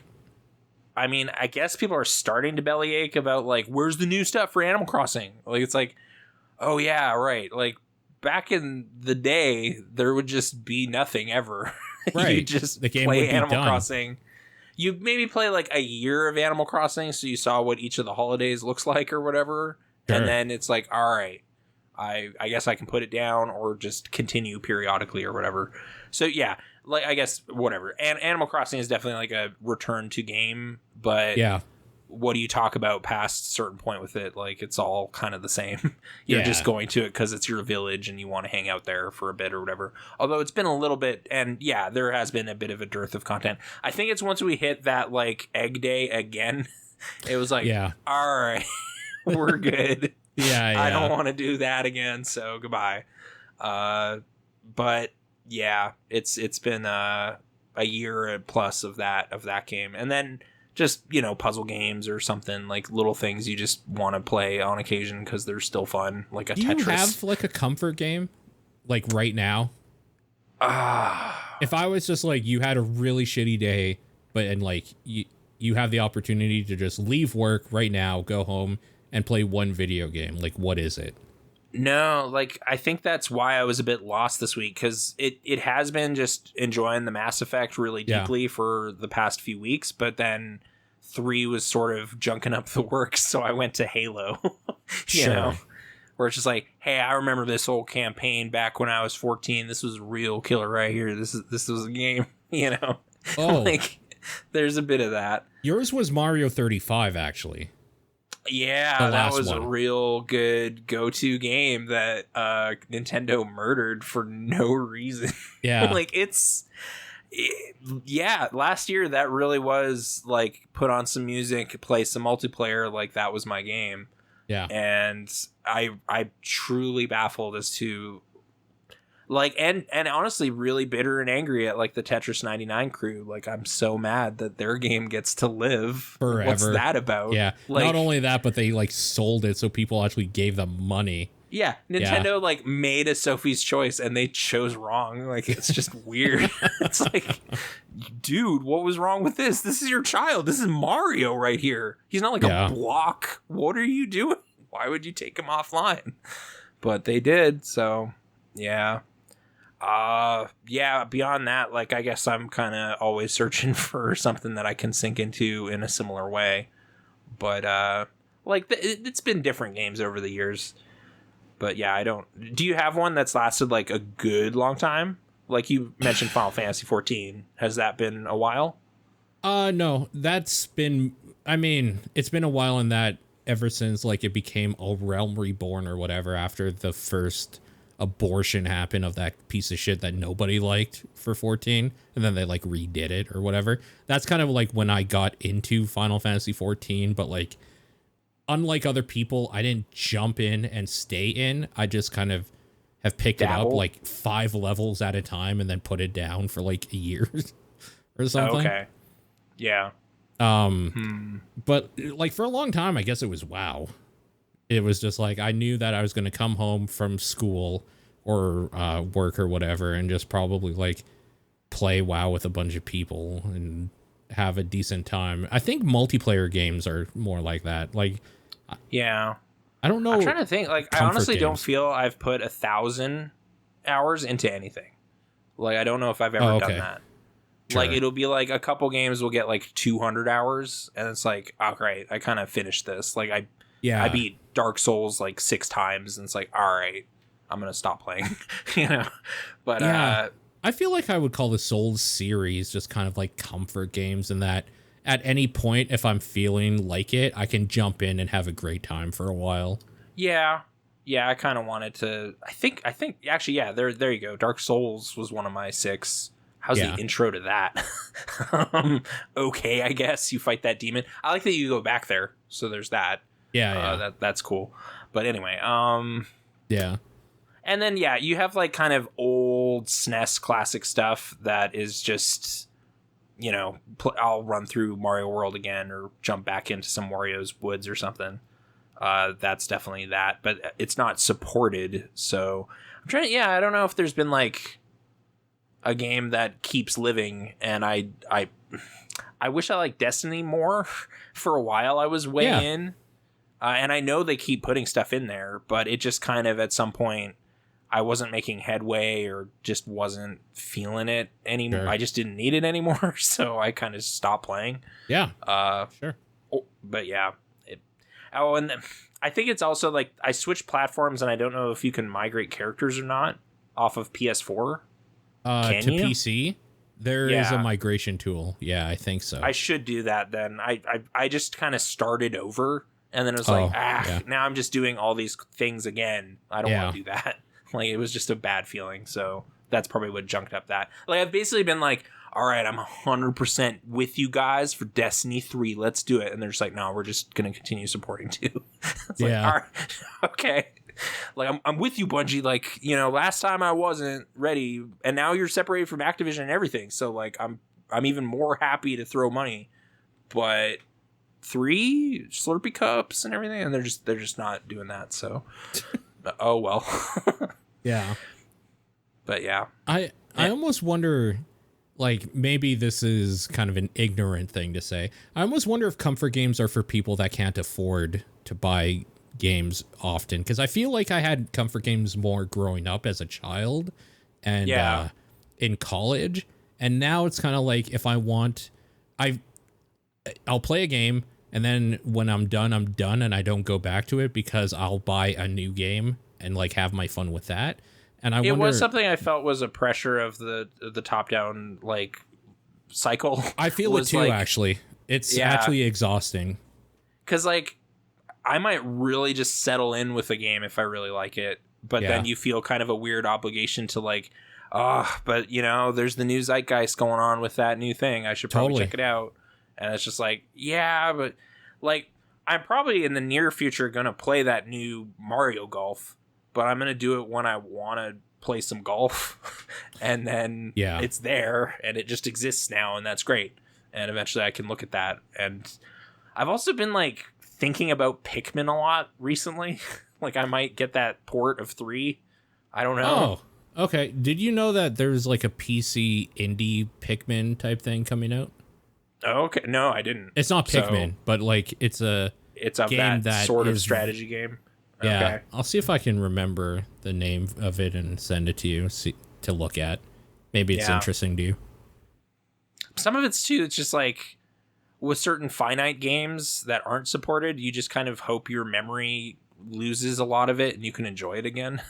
Yeah. Like I'll just play Pikmin 2 again, but I have to wait like 5 years so it doesn't feel like I just did this, you know? Sure. But yeah. I'm kind of that way with Mario Odyssey, weirdly, is like one that I'm waiting like maybe another couple years and then I'll probably revisit it because I really liked that game a lot, but like I still remember it pretty well. Vividly, yeah. I left a lot undone in Odyssey actually, so I could probably just try to pick up where I was. But then it might be a thing where you're like, yeah, but you're at like the weird hard levels, so and that has a weird feeling to it too. Yeah. There's not like the gradual ramp up or like, yeah, I like just starting over if I can. Mm-hmm. Man, playing 64 again was some comfort food, but then I like finished it. So like that All-Stars thing was like, yeah, this is just throw me back. I know this is a horrible deal and I'm totally validating Nintendo's like low effort port, but I gotta do this. So yeah.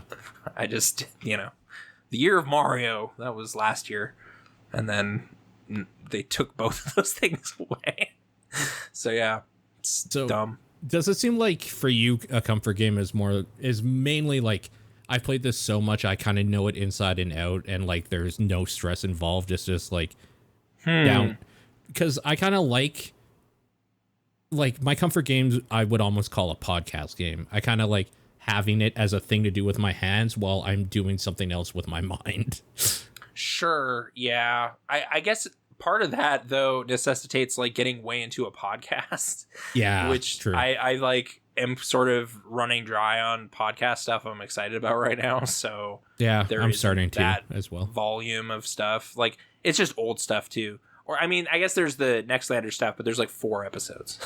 Like so, it's like I could play a little more Recore or something, and then just be like, oh, all right, well now I gotta wait for more. Yeah. But some of it is like that old glove feel of like mechanically you're really comfortable playing it, maybe is maybe part of it with, like you can kind of turn off your mind of the game part and just play Binding of Isaac because you're familiar with it. Sure. Or how it goes. Or like it's different enough that like there's still a reason to, even though like you don't have to think about what you're doing. Mm-hmm. Yeah. But then I don't know. It's hard to, like how much of it is nostalgia versus like comfortability or something. Yeah. Like, would you want to play like, in theory, then like I would be playing way more like Mario Maker or something, because like I love Super Mario World. I played a lot of Mario Maker for this reason. Yeah. Like, so I like these mechanics, but I want more levels to play in. So give me more of that. Yeah. So I guess that's something I could look at too. I do have the Wii U set up still. Oh, part of the problem with we got a new TV. It's like, we can't hook up the Laserdisc player to this anymore. Like there's like weird stuff where it's like we got to figure out some sort of daisy chain thing. Or is it only like HDMI? Like a lot of HDMI ports. They definitely didn't advertise having component, but I think they do still have inputs for that. Oh, so we weren't certain we could do that, but yeah. And then even then with like certain HDMI cables, it was just being like ornery about it. It was like, we're going to overscan and be all crappy unless you get like good cables. And it's like, okay, well, or like fine. A converter box or some dumb shit. Yeah. Yeah. But overall, it's been a positive upgrade. But yeah. Okay. Yeah. 4K? Yeah. Nice. Okay. Although many things don't have 4K. Yeah. True. Like my basketball streaming and whatever. But you know, do you need that? I don't know. But it would be nice, Like, if you get like a new PlayStation 5 or something sometime, then it'll be neat. But I'm still genuinely waiting for that thing just to be smaller. Like, it's just a matter of years until they finally renege on that footprint. It's just I'm waiting for that to be on a shelf somewhere. That would be great. Play that Ratchet and Clank, I guess. I'd probably play Demon Souls Remake first. I think that's the thing. And then, like, people keep talking about Returnal. And I don't know. I'd probably check that out. So I like Housemarque games, so. I like science fiction. I like science fiction as well. Yeah. I don't love the idea that thing is like a roguelite, though. Like, that kind of threw me off a little bit, because I kind of just, from the little videos and stuff they showed, was hoping it was like just a horror game, but it's not, I guess. Yeah. I don't know. Yeah. Well, all right. With the sci-fi, we could get way into Alien and stuff, but it's okay. We don't need to do that because you could just listen to Ryan and I talk about it for an okay video. But yeah, we basically try to like pit Alien 3 and Aliens in a sequel conversation. And so like Aliens 2 and then 3 against each other? And then 3, yeah. So we have a long conversation about that. We I'm sure that are didn't in different go well. camps. Oh, really? He likes 3 more? Yeah. Wow. Interesting. Which, you know, we sorted out. We talk it through. We sorted out. For me personally, it's really just like it's such like a downer movie is 3. Like it's hard to like feel like it's just like this is like the most bummer trilogy. Like Dude, this is like it's really Gen bad X for that. 90s trilogy right here. Totally. It's really crazy. Everything's hopeless and you just die in the end. Yeah, like it's such a weird note. Like it's bold, I guess, but after the like action movie party that is 2, like 15-year-old birthday party, like smash hit, 3 is not that. So it's tough to adjust to what it's doing. But yeah. So that's what we talk about on OK Video. This next one, which I'm working on. This past one is the rankings episode that's about to hit. Okay. So yeah, I anticipate the big in-depth Alien conversation. The rest of it is us just sorting through the rest of our sequels, which we come to some pretty radically different rankings on those too. Oh, okay. I think Die Hard 2 is pretty good. I'm just going to say it on another podcast. Put it out there. Die Hard 2 takes on a different life when you work at an airport. It's weird. Maybe I should have leaned more into that side of it too. Of just like the familiar surroundings really. There's a you can weirdness see an to AKE it. in that movie. So, come on. That's a huge bonus. Honestly, like Clerks, when I worked at a convenience store, was on another level. Die Hard 2, when I started working at the airport for like the first year, other level. Yeah. It's weird. So I don't know why. I didn't get into that as much because it was too inside airport, I guess. Sure. But yeah, no, that airportiness really helps if you care about that stuff. It really does. Although, man, there's some plot nonsense with that in terms of just like, just go to your backup airport. Like, why would you be waiting for this one specifically until you die? Yeah. Because, like, it's just like circle indefinitely until you lose fuel. Dude. It's like, no, we're going to go to any other airport. And why it's would funny, we do that? Because, like, literally, as of us talking about this, last night, like, 20 planes couldn't land because of the storm, so they just left. Yeah, they just leave. They don't just go happened. like, hopefully Calgary opens again. My sheet says I have to land in Calgary, so we'll have enough gas for another fucking like 2 hours. Go somewhere else. Yeah, there's no way. like Cole Meany would just do that. He's not going to crash his plane. Oh, you're right. It was so dumb. Yeah. But, hey, plot holes. Wait, I still enjoy that movie. Was it up against 3? 3 we talk about in the same episode, but we're just talking about the whole series, really. Okay. Where it stands. And I think it stands pretty tall, but, whatever. I mean, it's probably like 1 tier below 1, I would think. I have to watch 1 again. Like, there's I just things really like 1. I just find really comforting and fun about 2, but it's like stemming from dumb stuff like Superstation edits and whatever. Yeah. Like there's fondness there that's not really deserved, but okay.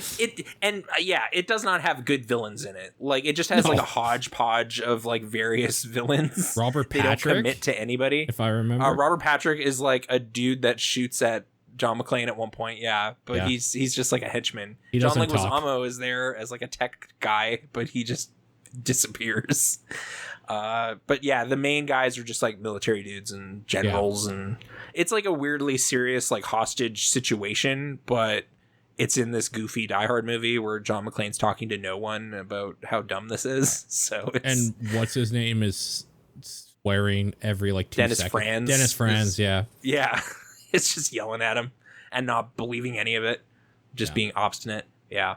So anyway, so things like that get talked about in our really most recent episode. All right. Yeah. Anyway, Cool. there you go.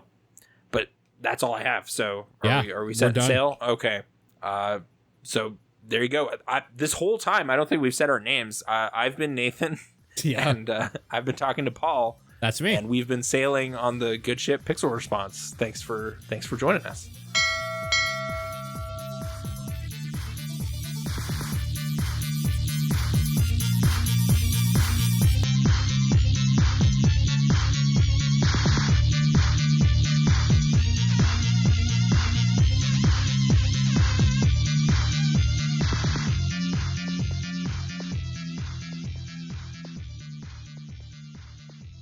Pull up this 162 anchor. baseball. Yeah. Oh, raise anchor. Raise the anchor. Set sail. Yeah. For a week of video games. Yeah. I don't know. And sumo.